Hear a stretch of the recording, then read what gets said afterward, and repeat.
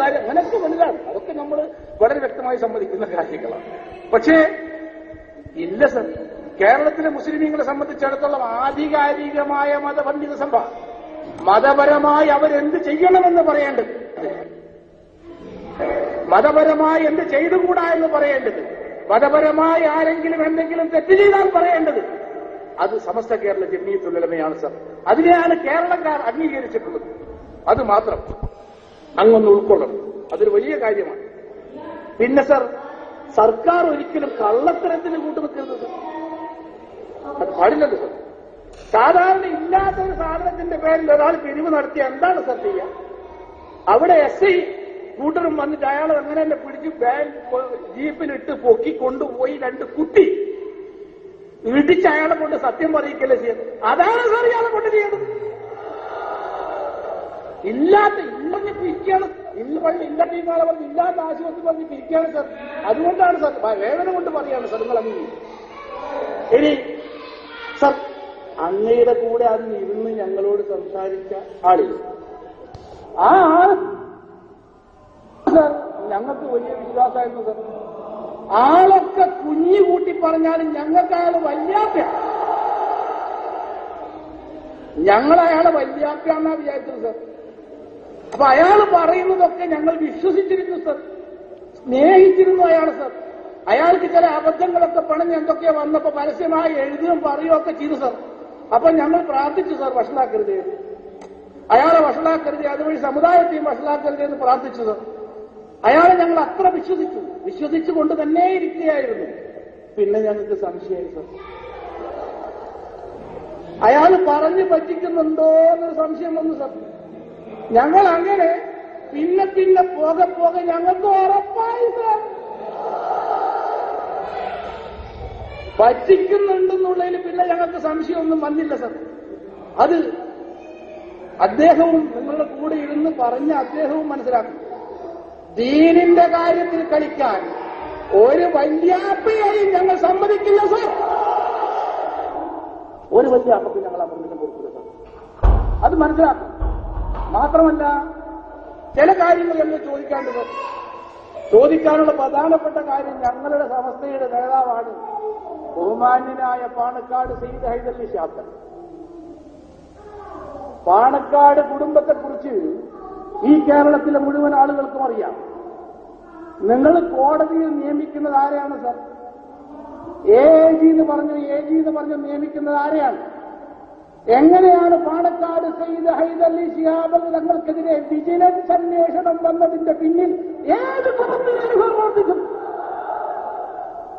ഏത് കുടുംബത്തിലാണ് പ്രവർത്തിച്ചത്? തങ്ങൾ അങ്ങോട്ട് പൈസ വാങ്ങിയിട്ടുണ്ടോ? തങ്ങൾ എന്തെങ്കിലും തരത്തിലുള്ള അങ്ങനെ ഒരു പൈസന്റെ കൃത്രിമം തങ്ങളുടെ പേരിൽ ആരോപിക്കാൻ ഇടതുപക്ഷക്കാരനോ BJPക്കാരനോ ഉൾക്കൊള്ളുന്ന ശത്രു സമൂഹം തയ്യാറുണ്ടോ? പിന്നെ എങ്ങനെയാണ് സർ ഈ വിജിലൻസ് അന്വേഷണം വന്നത്? കേസ് എല്ലാവർക്കും വരുമെന്ന് കാണിക്കാൻ വേണ്ടി ഏതെങ്കിലും കുബുദ്ധി കാണിച്ചതാണോ സർ? ഞങ്ങൾ സംശയിക്കും. അതെങ്ങനെ വന്നു സർ? കണ്ണൂരിൽ ഞങ്ങളുടെ പ്രിയപ്പെട്ട സഹോദരൻ ഷുക്കൂറിനെ വധിക്കപ്പെട്ടു. നിഷ്ഠൂരമായി വധിക്കപ്പെട്ടു. ഇവിടെ ചന്ദ്രശേഖരനെ പാതിരാവിൽ ആളുകൾ ദൂരെ നിന്ന് വന്ന് ഇന്നോവ കാറിൽ വന്ന് വെട്ടിക്കൊലപ്പെടുത്തി. അത് വളരെ സത്യസന്ധമായി അന്വേഷിച്ച് കണിശമായ തെളിവുകളിലൂടെ ഒരു പഴുതും കൊടുക്കാതെ തെളിയിച്ചു സർ കേരള പോലീസ്. അത്ര അഭിമാനകരമായ നേട്ടം, അവർക്ക് സല്യൂട്ട് ചെയ്യേണ്ട നേട്ടം കേരള പോലീസ് ഉണ്ടാക്കി. ആ കേരള പോലീസ് തന്നെയല്ല സർ ഷുക്കൂറിന്റെ കാര്യം അന്വേഷിച്ചത്. അത് ഇങ്ങനെ പാതിരാക്കൊന്നും അല്ലല്ലോ സർ.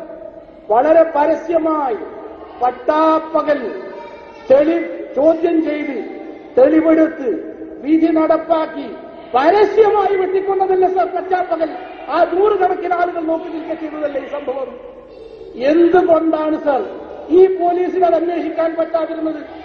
എന്തുകൊണ്ടാണ് സർ കണ്ണൂർ ജില്ലാ കമ്മിറ്റിക്ക്, കണ്ണൂർ ജില്ലാ മുസ്ലിം ലീഗ് കമ്മിറ്റിക്കും MK ഷാജിക്കും KM ഷാജിക്കും പറയേണ്ടി വന്നത് CBI അന്വേഷിക്കണമെന്ന്? എന്തുകൊണ്ട് ആലോചിക്കണം. എന്തുകൊണ്ട് പറയേണ്ടി വന്നു? ഏത് ദൗർബല്യമാണ് അതിന്റെ പിന്നെ പ്രവർത്തിച്ചത്? ഞങ്ങൾക്കറിയണം. അത് ഞങ്ങളുടെ പ്രിയപ്പെട്ട സഹോദരനാണ്. തങ്ങൾക്കെതിരെ എന്തുകൊണ്ട് വിജിലൻസ് അന്വേഷണം വന്നു എന്ന് ഞങ്ങൾക്കറിയാം. ഞാൻ വളരെ ദീർഘമായി പാട് സംശയങ്ങളുണ്ട്. അതുകൊണ്ട് എല്ലാ കാര്യത്തിനും വിട്ടുവീഴ്ച ചെയ്യുമെന്ന് ധരിക്കരുത്. മതപരമായ കാര്യത്തിനൊരു വിട്ടുവീഴ്ചയും ഞങ്ങൾ ചെയ്യില്ല സർ. പിന്നെ എല്ലാവരും ഓർക്കുന്നത് നന്ന്. ആദ്യം നന്നായി പ്രാർത്ഥിച്ചവർ പിന്നീട് ഇതൊന്നും കഴിഞ്ഞില്ലെങ്കിൽ ക്ഷമിക്കും. ഞങ്ങളോട് ഈ ഏജ് എന്ന് പറയുന്നത് ആൾ കോടതിയിൽ ഇതൊക്കെ പറയേണ്ട ആൾ നിയമിച്ച ആൾ എന്നോട് പറഞ്ഞത് അവിടെ വെച്ച് ഇയാൾക്ക് അനുകൂലമായിട്ട് കൊടുത്തു. അതേതോ പോലീസുകാരൻ എഴുതി കൊടുത്തു. ഇപ്പൊ അന്വേഷണത്തിന് ഉത്തരവായിട്ടുണ്ട് എന്ന് പറയുന്നു. നിങ്ങൾ ഏതായാലും അന്വേഷണ ഉദ്യോഗസ്ഥന്റെ കൊടുത്തൊന്ന് ഹാജരായിട്ട് തെളിവ് കൊടുത്തൂടെ?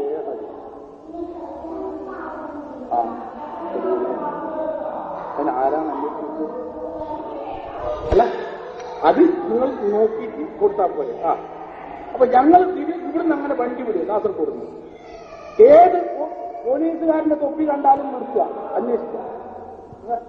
നിങ്ങൾ നമ്മളെ കോഴിക്കോട്ടെ ഇത് അന്വേഷിക്കാൻ വേണ്ടി നിങ്ങളെ ഇല്ലില്ല.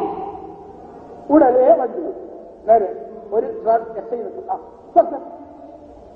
നിങ്ങൾ ഞങ്ങളെ പിന്നെ അന്വേഷിക്കാം, നിങ്ങളെ ഏൽപ്പിക്കില്ല. അത് ഏൽപ്പില്ല ഇല്ല. ആരെ ഏൽപ്പിച്ചു എന്നാ പറയുന്നത്? ആരെയായി കബളിപ്പിക്കുന്നത്? ഞങ്ങള് ഈ തൊപ്പിയും ഈ തലപ്പാവും ഒക്കെ ധരിച്ചു വന്നാൽ മൂഢന്മാരാണെന്നാണ് നിങ്ങളുടെ ധാരണ. മന്ദിക്കും മാനിയും നിദാനശാസ്ത്രവും തർക്കശാസ്ത്രവും ഒക്കെ പഠിച്ചു കൊടുക്കുക. എല്ലാ കുരുട്ടും കുന്നാനെയും പുതിയ ആൽവെട്ടും ഒക്കെ മനസ്സിലാക്കാൻ ഞങ്ങൾക്ക് കഴിയും. അത് നിങ്ങൾ മനസ്സിലാക്കണം.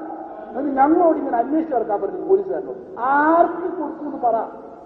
ഇവിടെ ഇപ്പൊ ഈ പറയുന്ന കുറച്ച് ദിവസം ഉണ്ടായാലും 2-3 ദിവസം 2-3 ദിവസം ഇതിന്റെ ഇടയിൽ ചെയ്യാൻ പറ്റുന്നതല്ല ഒരു അന്വേഷണ ഉദ്യോഗസ്ഥനെ ഏൽപ്പിക്കേണ്ടത്.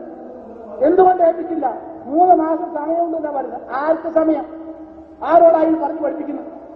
കോടതി 3 മാസം സമയം കൊടുത്തു കഴിഞ്ഞാൽ 3 മാസത്തിന്റെ ഇടയിൽ സമർപ്പിക്കണം. അത് നാളെ ആവാം. അതിന് മുമ്പ് നടക്കേണ്ട അന്വേഷണമുണ്ട്. ആ അന്വേഷണ ഉദ്യോഗസ്ഥനെ നിയമിക്കപ്പെട്ടിട്ടില്ല. നിയമിച്ചിട്ട് പറയൂ, നിർത്തിവെക്കാൻ പറയല്ല വേണ്ടേ, നിയമിക്കണം. ഇനി നിയമിച്ചില്ലെങ്കിൽ ഞങ്ങൾക്ക് എന്തോ അല്ല ക്യാസം. നിങ്ങളെന്താ മനസ്സിലാക്കി? ഈ പറയുന്ന സംഗതികളൊക്കെ പൊളിക്കാൻ ഞങ്ങൾക്ക് സുന്ദരമായി പൊളിക്കാൻ മിനിറ്റ് മതി സർ. കോടതിയിൽ ഇരിക്കുന്നത് നിങ്ങളെപ്പോലെയുള്ള പൂവമണ്ടൂകങ്ങളല്ല സർ. ആ ബെഞ്ചിലിരിക്കുന്നവരെ കുറിച്ച് ഞങ്ങൾക്ക് വിശ്വാസമുണ്ട് സർ. അവർ കേൾക്കുന്നത് ഉൾക്കൊള്ളും, ന്യായമായിട്ട് സ്വീകരിക്കും സർ.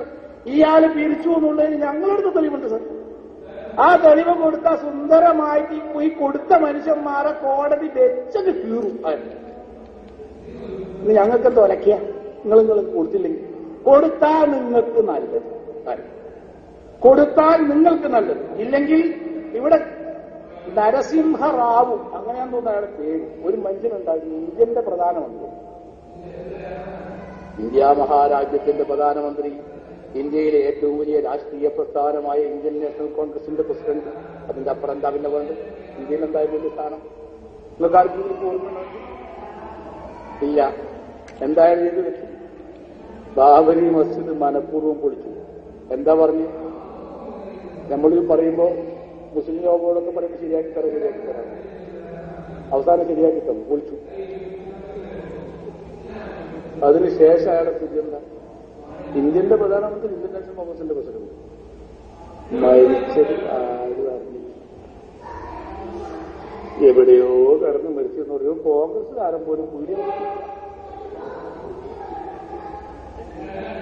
അയാള് ആ പ്രധാനമന്ത്രി ആയ സമയത്തോ ഒക്കെ കൂടി കോൺഗ്രസ്സുകാരൊക്കെ കൂടി പോയിട്ട് പിന്തുണ എന്ന് പറഞ്ഞാലും അംഗീകരിച്ചു. അങ്ങനെ പറയലേ പ്രധാനമന്ത്രി സ്ഥാനത്ത് പിന്നെ തിരിഞ്ഞു നോക്കിയ ആളില്ല. ശാപം കൊണ്ട് അവസാനം മരിച്ചത് തന്നെ പറയപ്പെടുന്നത് ആരുമില്ല തിരിഞ്ഞു നോക്കാൻ ആളില്ലാത്ത വിധമായി. ഇതൊക്കെ രാഷ്ട്രീയ രംഗത്ത് സംഭവിച്ചതാണ് സാർ. ഇത് എങ്ങനെയാ സംഭവിച്ചെന്ന് അറിയോ സാർ? ഇന്ത്യയിലെ മുസ്ലിമീങ്ങൾ കൈയ്യർപ്പിക്കാൻ രാജാതിരാജനായ റബ്ബിലേക്ക് കൊടുക്കണേ പഠിച്ചോനെ എന്ന് പറഞ്ഞു. കല്യാൺ സിംഗ് എന്ന് പറഞ്ഞെടുത്തിട്ടുണ്ട്. ഓൻ ഗതിയില്ലാന്ന് പറഞ്ഞില്ല, മറ്റോൻ ഇങ്ങനെയായി. അതാണ് മുസ്ലിങ്ങളുടെ പ്രാർത്ഥനയുടെ കുഴപ്പം. അത് വന്നു കഴിഞ്ഞാൽ പറ്റൂ, പിന്നെ അഡ്രസ് ഉണ്ടാവില്ല. അപ്പൊ അതിനെ നിൽക്കണ്ട. അതുകൊണ്ട് കള്ളവാങ്ങുമൂലം പിൻവലിക്കുക. പറ്റിക്കൽ അങ്ങനെ നീണ്ടെടുക്കൂല. അതുകൊണ്ട് കള്ളവാങ്ങുമൂലം പിൻവലിക്കുക. അങ്ങനെ തന്നെ ഇത് സർ. ഞങ്ങള് അയാൾ പറയും അയാളോട് ഇവരെ ശരിയാക്കി തരാന്നാ പറയും. ആ അങ്ങനെ എനിക്ക് മനസ്സിലായിടത്തോളം ഞാൻ പറയാണ്, അയാളോട് പറയുമ്പോ, അതായത് ഈ കുന്താവൂർ ഔക്കുള്ളാരോട് പറയുമ്പോ അയാളോട് പറയാം അതാ അവരെ നമ്മൾ ശരിയാക്കി തരാം. ഞങ്ങള് ഈ കാര്യങ്ങൾ പറയുമ്പോ ഇപ്പൊ ശരിയാക്കി തരാം. എന്നിട്ട് അവസാനം ഞങ്ങളെ ശരിയാക്കി സർ. ഞങ്ങൾ അങ്ങനെ ശരിപ്പെടുത്തിക്കൊണ്ടിരിക്കുകയാണ് സർ. ഇതിനെ കൂട്ടു നിൽക്കാൻ പറ്റൂല. ഞാൻ നിർത്തുകയാണ്. ഏറ്റവും അവസാനം 60ാം വാർഷിക സമ്മേളനത്തിൽ ലക്ഷങ്ങളെ അഭിസംബോധന ചെയ്തുകൊണ്ട്